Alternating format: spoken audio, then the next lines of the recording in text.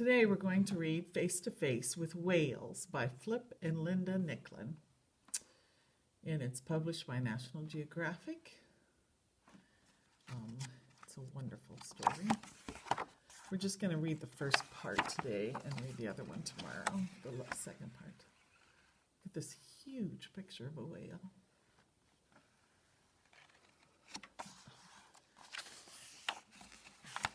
This picture is of a whale eye, and it tells us that the eye of a humpback whale is as big as a dinner plate, and its pupil is as big as an orange. So this is a picture of the author. Flip, he says, I have been lucky to spend my life with whales and the people who study them. My wife Linda is a partner in whale watching and in writing this book. The first time I slipped into the water with a singing humpback whale, I was not thinking about how it would change my life. I was just gazing at the motionless dark shape below me and feeling my bones hum with the sounds it was making. I tried to quiet my excited breathing so I could dive down and take the whale's picture. I could hear the strange, loud moans and trills and gurgles that make up the humpback's song. Before I even left the boat. In the water, the whale's song was so loud that my whole body was vibrating. It was a spring day in 1979. Until that day, we didn't know that we could get close to singing whales and watch them while they sang. Then scientist Jim Darling looked through the surface of the water where he had just seen a whale dive. He could see something down below. It turned out to be the whale. It had stopped swimming and was hanging motionless, singing. I was in a boat nearby, and they called me over to photograph it. It was thrilling to photograph a scientific breakthrough as it was happening. We had discovered that we could find these singing whales, and they became still and kept singing. With my mask and snorkel and camera, I could watch and record them.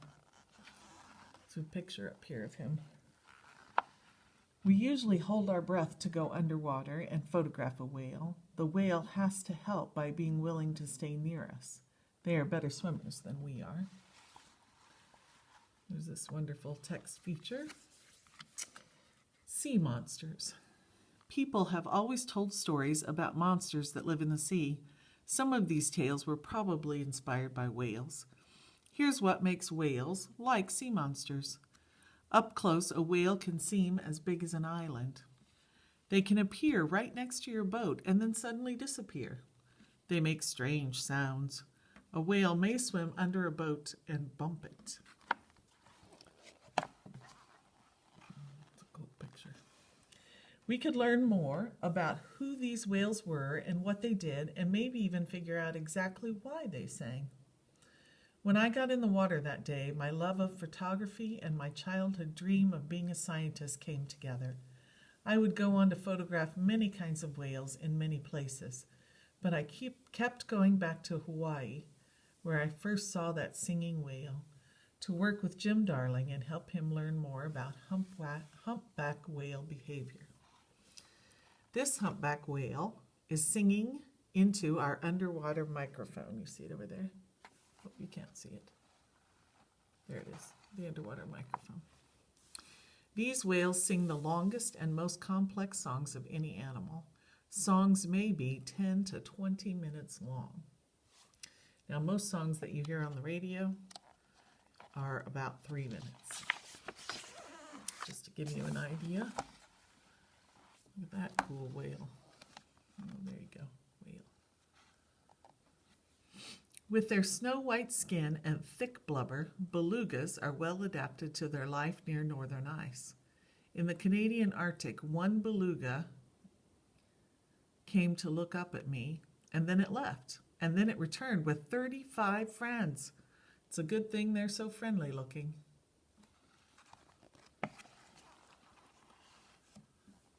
Smaller and sleeker than the other great whales, minks are about 26 feet long and weigh 6 to 8 tons. Minks are fast swimmers and eat a variety of foods. They are one of the few species still being hunted. When I was a boy, my family used to watch whales from the coast near San Diego. All we saw from the shore were puffs of mist in the distance. We were actually looking at their breath. These were gray whales, making their way down the coast between summer feeding areas in Canada and Alaska and winter grounds in Baja California. I probably didn't know that at the time. To me, they were just smoky puffs near the horizon, distant and mysterious. So look at these cool whales up here. They have numbers on the pictures. It says that the fin whale, that's number 1, lower jaw is white on one side and dark on the other. Right whales, number 2, weigh about 55 tons but eat tiny plankton. Pilot whales, number 3, live in every ocean except the Arctic Ocean. Humpbacks, number 4, often leap from the water or slap their tail fins on the surface. The narwhal, number 5, has been called the unicorn of the sea because of its long spiraled tusk. The sperm whale, number 6, can dive down thousands of feet and stay down for over an hour. Their breath, he's talking about those whales off the coast of California, their breath was a clue that these animals are not fish. Whales are mammals. They breathe air like we do. Females give birth to live babies and nurse them on their milk. They even have a few hairs. There are many kinds or species of whales. The biggest whale is also the biggest animal that ever lived on Earth, the blue whale. It can be 90 feet long and weigh between 90 to 150 tons. That's as much as 30 elephants. The dwarf sperm whale is the smallest. It is less than 10 feet long. Whales live in every ocean in the world. Different species of whales live in different areas and eat different diets. Humpback whales are familiar to people because these whales live close to the coast. Whales such as the bottlenose and the beaked whales are hardly known because they live in deep oceans. Some whales, like bowheads, narwhals, and belugas, live in the far northern seas. Some make long migrations or journeys across the Earth's oceans each year. Others live most of their lives in one area. Whales are well designed for their ocean lifestyle. They have thick layers of blubber under their skin. And this picture here shows you whales evolved from hoofed meat-eating land animals. Their closest land relatives are hippos, cows, and deer. As whales adapted to life in the sea, their nostrils moved to the tops of their heads. They lost their hind limbs, and their front limbs became flippers. Wonder how we know that. Oh, looky there. That's a huge whale. Can you see it there under the water? It says a photograph taken from an airplane shows an 18-foot research boat and a much larger blue whale. These whales are the biggest animals on Earth. They are also the loudest, at times making calls that can be heard across an entire ocean. They are speedy swimmers. Oh, we were talking again about the blubber underneath the whale's skin. It keeps them warm in the very cold. They are speedy swimmers and they can move through the water with little effort, especially considering how big they are. While hunting for food, whales have to hold their breath. Luckily, they can take in more air in one breath than land animals can, and their blood is better at moving and storing oxygen, so they don't have to breathe as often. They can also catch lots of food at once.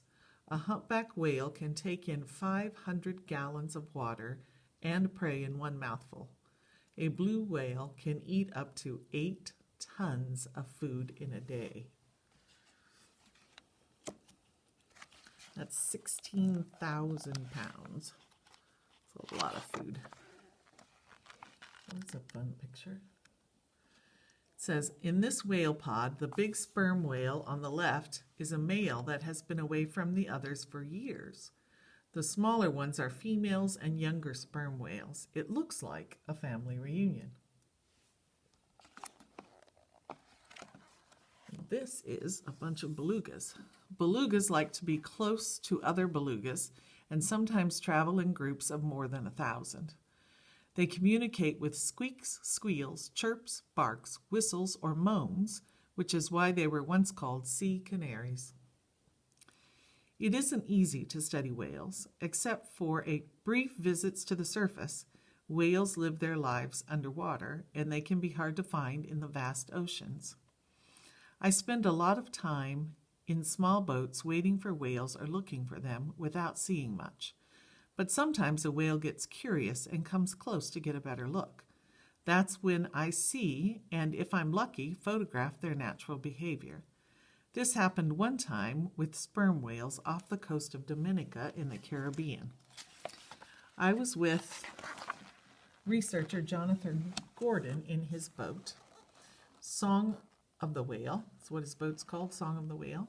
We had been watching small groups of female whales and their young, seeing the occasional big male, but we had not seen these large males and females together until one day when we saw a group of sperm whales swimming closely around a big male.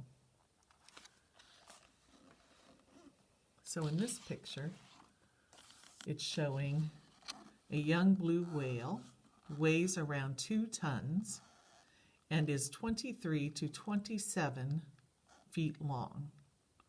That is Mrs. Ison 4 times end to end. For the 7 to 8 months it is nursing, its mother's rich milk will help it gain 8 pounds per hour. Not per day, per hour. This picture up here is krill. Krill are some of the most abundant animals in the ocean. They are a few inches long, they are shaped like shrimp, and they eat plants called algae. The biggest baleen whales eat krill.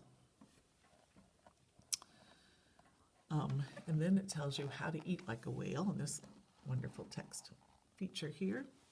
How to eat like a whale. Most of the biggest whale species don't have teeth. Instead, they have long fringes called baleen.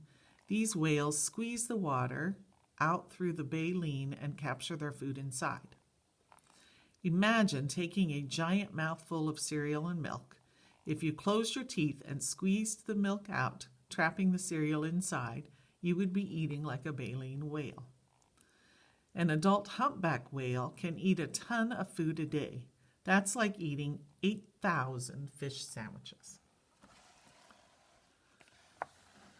Male sperm whales leave their families when they are young. Often they do not return for 20 years. How, we wondered, would the other whales interact with the male? The whales rubbed up against each other with apparent affection. It looked like a joyous reunion. Whales have one baby at a time, and moms and babies may stay together for a year or more. The mother teaches its young to avoid predators and to forage for food. In some species, moms and babies all swim together, forming a nursery group. These groups share childcare, and the young whales learn together. In every species, whale mothers seem to be patient and protective of their young. They often touch. Young whales swim very close to their mom